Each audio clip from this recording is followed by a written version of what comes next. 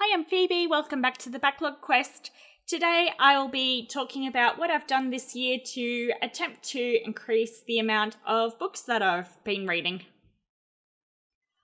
My preferred way to read a book is to read an actual physical book, but over the years I've run out of space on my shelf and there are some books that I just cannot get in a physical copy, so I read a lot of books on Kindle, and I also read a lot on Audible. So if I'm already reading physical copies, ebook copies, and audiobook copies, how can I make it that I read more than I am already when I'm already reading in multiple formats already? The first change that I made this year was purchase a Kindle Oasis to replace my Kindle keyboard that I've had for quite a number of years now. My Kindle keyboard, the half the screen was no longer readable, the battery had swollen, and there were books that I couldn't put on it anymore because the format was too new for the Kindle to accept. So I'd stopped reading off of the Kindle because it just got in such a poor condition that it was hard to read off of. It was just easier and far quicker to load a Kindle book up onto my phone and read it off of there. But my issue with reading off of the phone is that I get migraines from looking at the phone screen for too long, and I don't have as much of an issue with the Kindle screens. And I went for the Kindle Oasis because I still like the physical buttons to turn my pages.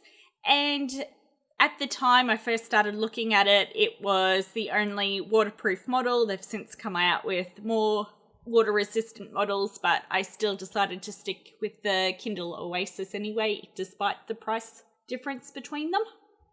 Despite the Kindle Oasis being water-resistant, I place my Kindle into a plastic sleeve, Ziploc sleeve, and the place that I've actually used it the most has been when I'm having a bath. It's just relaxing to sit in a bath, reading a book, and just enjoying my time, which is something that I don't like to do with physical books because I don't want to drop them in the water and destroy them, and I haven't wanted to do that with electronics in the past because they haven't been water resistant even with locking them in a Ziploc bag.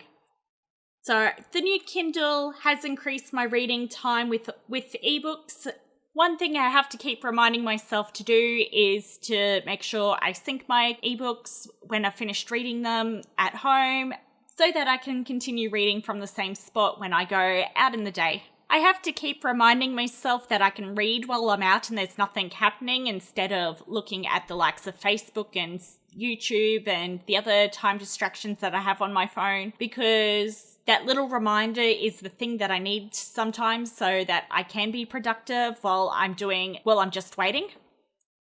My reading does drop when I don't give myself the reminders to be productive with my reading while I'm out and about and busy with other things, such as waiting in the doctor's surgery for an appointment to happen, or when I'm in the line at the grocery shop just waiting to be served. And there's all these times where I could go get a couple of 100 words read, but I have to remind myself to do those to keep my reading productivity up.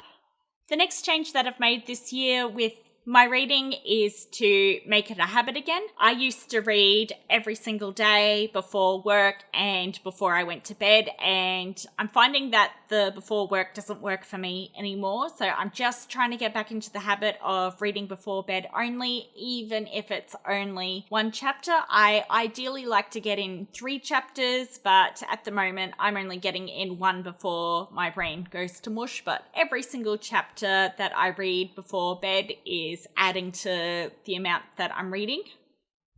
And I try to read physical books only before bed, but I do make exceptions with Kindle books when I'm really, really close to the ending, or if the book club that I'm in, when I'm really close to a deadline with the book club book and I haven't finished it yet, that's when I'll read before bed from a Kindle edition.